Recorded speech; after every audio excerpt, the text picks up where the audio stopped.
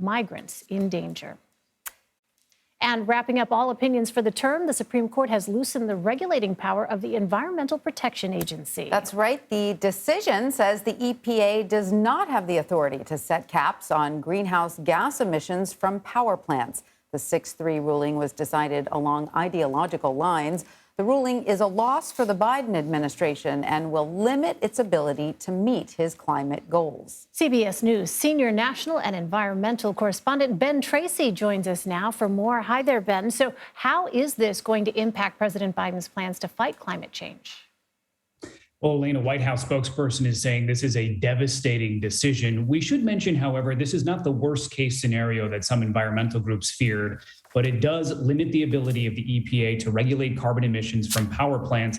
And that really will be a big blow to the Biden administration's efforts to combat climate change, because they intended to use the EPA to basically force this transition from fossil fuels in the power sector, and that's coal, natural gas, to cleaner forms of energy like solar and wind power and hydropower.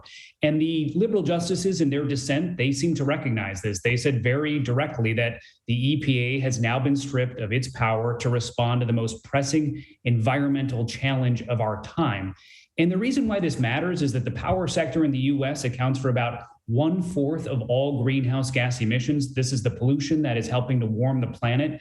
And President Biden had this goal of having the U.S. grid run entirely on clean energy by 2035. And without the EPA's authority to more strictly regulate these emissions from power plants, that goal seems increasingly out of reach. Yeah, it does seem an unusual time to limit the EPA's power at this point, considering all that we're facing in terms of climate change. But this case was unusual because the issue brought before the court wasn't any specific rule. Can you explain to us where this case stemmed from?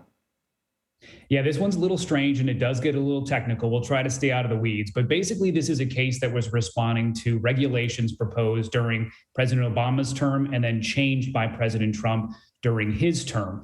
And these regulations never went into effect. So basically, the court was being asked to respond to something that wasn't currently on the books. And so that's why you had the Biden administration saying, hey, Supreme Court, stay out of this. Let us figure out what our plan is, and then you can respond to that, but don't respond in this vacuum.